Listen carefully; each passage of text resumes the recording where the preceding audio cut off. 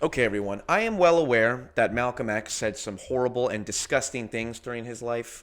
For example, You're quoted as having said when an airliner crashed with a number of white people on board that you were glad it happened. The white race in this country collectively are guilty of these crimes that our people are suffering from collectively, and therefore they would suffer some collective disaster, collective grief. And when that plane crashed in France with 130 white people on it, and we learned that 120 of them were from the state of Georgia, the state that my own grandfather was a slave in, why, to me, it couldn't have been anything but an act of God, a blessing from God, and I frankly and sincerely pray for similar blessings from him to repeat themselves as often as he can spare them. so it's statements like that about the collective guilt of an entire race that make me understand why people hate Malcolm X and why they refuse to care about his story. But to be fully transparent, Malcolm X is a personal hero of mine for a variety of reasons, and I promise that by the end of this video, if you don't feel the same way, you will at least see exactly what I see in the story of Malcolm X. Because the man you saw in that video is not the same man who was deemed such a threat by his own people that they had him killed. Malcolm X underwent a radical psychological transformation brought about by religious experience, which is something that I will address in this video. And that transformation is absurdly relevant in understanding how we as individuals and how we as a country can overcome and move past all of this racial division being spoon-fed to us in our social media feeds. Now, up until about a year ago, I didn't really know that much about Malcolm X. All I learned in school was that he was the more aggressive version of Martin Luther King. King believed in peaceful protest, and Malcolm X believed, let's say, differently. Reverend Martin Luther King preaches a doctrine of nonviolent insistence upon the rights of the American Negro. What is your attitude toward this philosophy? The white man pays Reverend Martin Luther King, subsidizes Reverend Martin Luther King, so that Reverend Martin Luther King can continue to teach the Negroes to be defenseless. That's what you mean by nonviolent. Be defenseless. Be defenseless in the face of one of the most cruel beasts that has ever taken the people into captivity. That's this the American white man. Now, it's important to understand why Malcolm X believed in such nonsense, and let me point out that calling Martin Luther King a shill for white supremacy is the definition of nonsense, but granted, hindsight's 2020. Malcolm said these things because he was a member of the Nation of Islam, which to this day is a black nationalist Muslim organization founded by a man named Elijah Muhammad, who believed himself to be of equal divination to the actual Prophet Muhammad in Islam. And while Malcolm X was in prison for a crime he committed when he was younger, he learned about the teachings of the Nation of Islam and Elijah Muhammad, and that's when he joined the movement. How did you happen to join the Muslim movement? I was in prison. I was a very wayward, criminal, backward, illiterate, uneducated type of person until I heard the teachings of the Honorable Elijah Muhammad. So to give you an idea for what the Nation of Islam believes, Elijah Muhammad taught his followers that white people were bred on an island by a scientist named Yaqub in order to spite black people. And he also believed that a pig was a graft of a rodent and a dog. So general nonsense, aside from hating white people and wanting to cause violence and all that stuff. The modern Nation of Islam is run by a man named Louis Farrakhan, and I encourage you to Google him and come to your own conclusions about that particular, let's say, scumbag individual. But Malcolm X, in his interviews, in his speeches, often said, the Honorable Elijah Muhammad teaches us this and that. The Honorable Elijah Muhammad doesn't teach us to associate equality with whites. And that is a product of his education and direct tutelage under Elijah Muhammad. And that's what allowed him to become basically the face of the Nation of Islam at its prime. But it's important to understand that Malcolm X did not just believe these things because he was a member of the Nation of Islam. Malcolm X believed these things because that's what his experiences shaped him to believe. When Malcolm was 3, his house was burned down by the KKK with his family still in it, and they barely escaped death. A few years later, his father was murdered by the KKK, his head was bashed in with a rock, and his body was left to rot on the railway. The social workers that supposedly came in to help his family tried to sow division amongst his siblings and get each other to blame them for all the problems, and his mother had a nervous breakdown and was committed to a mental institution to the point where she didn't even recognize her own son. The insurance company denied his family insurance money as a result of her husband's death because they ruled it a suicide or something like that. And when he was an adolescent, when he moved to Harlem, he witnessed all kinds of weird sexual depravity on the part of white people and got involved in drugs and gambling and basically had a horrible life. And then he served 6.5 years in a racist prison after committing a crime. So if you can't understand why Malcolm X didn't have the most progressive views on white people, then you're not a very understanding person. And to bring it in today's context, obviously we are not nearly as racist as a country as we were in the time of Malcolm X, but that doesn't change the fact that there are still individuals who have experienced racism to the same degree Malcolm X did. And so when I think about the Black Lives Matter riots and I think about all of the useless destruction that they caused, if you truly are against that and you truly want to prevent that, you have to understand the valid, real experiences of many people. Not all. There were some opportunists and looters during those riots, but a big portion of the emotional drive behind those events was caused by the same fundamental experiences that were of a similar caliber to Malcolm X's experience. And it's no wonder that people feel so much hate and resentment in matters having to do with race. And I, for one, as a Muslim, believe that the white man is intelligent enough. If he were made to realize how black people really feel and how fed up we are without that old compromise and sweet talk. Stop sweet talking him. Tell him how you feel. Tell him what kind of hell you've been catching, and let him know that if he's not ready to clean his house up, if he's not ready to clean his house up, he shouldn't have a house. It should catch on fire and burn down.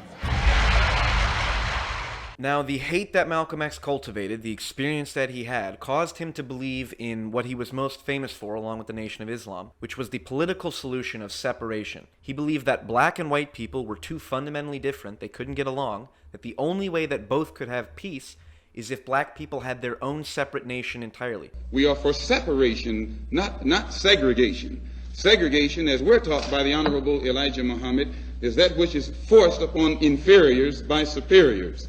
Separation is done voluntarily by two equals. Now, as someone who believes that that is nonsense, that obviously black and white people can get along, people of all races can get along because we're human beings, and once you recognize that we're human beings, the racial divisions become irrelevant. I'm going to show this clip highlighting, for me personally, what I admire most about Malcolm X, which is his unbelievable ability to articulate himself and articulate complex ideas in a way that he hopes will be able to solve problems. And I completely disagree with what he says in this clip, but the fact that he explains things with such clarity and he's coming from a place of genuine authenticity is, in my opinion, extremely admirable. And once we are exposed to the complete truth about things as they actually exist in this country, the masses of black people will choose complete separation from this entire system, political system, economic system, social system, and whatever other aspect or description or adjective you want to attach to it.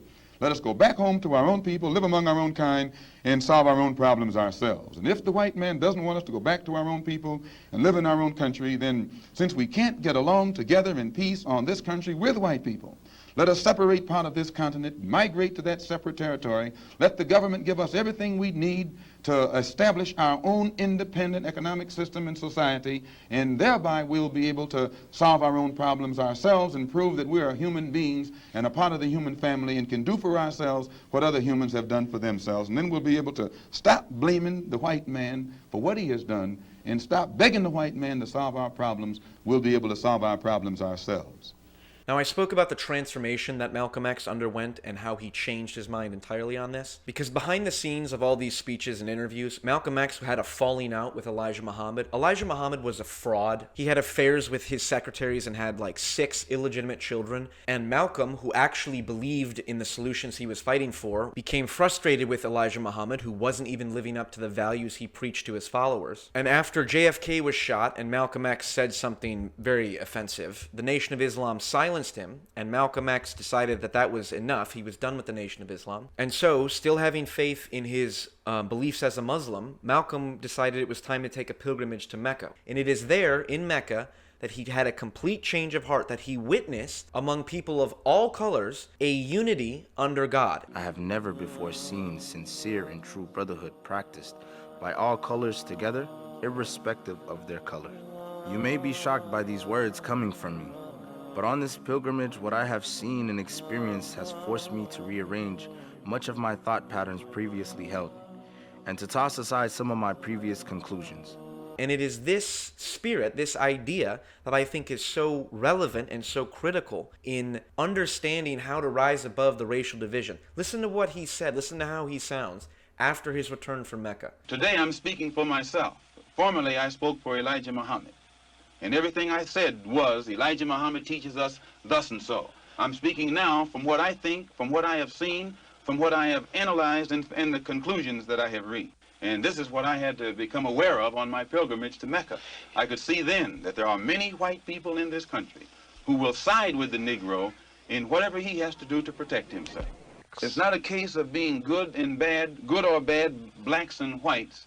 It's a case of being good or bad human beings. And this is one of those things that just genuinely upsets me, because I never really knew this, and most people I talk to don't seem to know this, that Malcolm went from wanting white people to die more often to going on a spiritual journey and coming out believing that it was more important to identify as a human than as being black or white. And so we live in an age in which literally there's unlimited information available, and yet we don't even know our own history. Unbelievable solutions and unbelievable stories exist in our past that we are simply not made aware of for one reason or another. And when people accuse the U.S. education system of being racist, I don't agree with that, but I certainly buy the reality that we don't learn the history that we need to learn about in school. Because you will still find people, conservatives will hate Malcolm X because they think he just hated white people and never changed. And then you have far left people who love Malcolm X because they think he hated white people and never changed. And it's like, the real story is that he renounced all of the horrible stuff and became a person who desired spiritual unity. I'm a Muslim. I believe in the religion of Islam, which believes in brotherhood, complete brotherhood of all people. And the same God that he says that he expresses the existence of is the God that the Christians profess to believe in themselves, and the God that the Jews believe in, one God, the creator of the universe. The Jews may call him Jehovah, and Christians may have another name for him. Those who are Arabic speaking refer to him as Allah. Well, we believe in the same God. Now, I believe that this is a testament to the power of religious experience, to the power and value of religion, and not just Islam, and not just Christianity, and not just Judaism, but the fact, if you believe that we are all children of God, and that we are all equal before a higher power, then that truly provides a grounds on which we can overcome racial division, overcome political division, that we are all, as different as we are, still one thing, the children of God. And the Muslims believe that we are all submitters, and that we all must submit to the will of Allah. The Christians believe that all have sinned and fall short of the glory of God. And so I'm not making an argument for a particular religion. I'm making the argument for the spiritual value of religion, and that there is something fundamental, something real, that can soften the heart of Malcolm X, a man who went from the most hateful person around to someone who believed truly in the brotherhood of man. And it is this belief that ended up costing Malcolm X his life. I wanted you to know that my house was bombed. It was bombed by the black Muslim movement upon the orders of Elijah Muhammad. Now, they had planned to do it from the front and the back so that I couldn't get out. But had that fire, had that one gone through that window, it would have fallen on a 6-year-old girl, a 4-year-old girl, and a 2-year-old girl.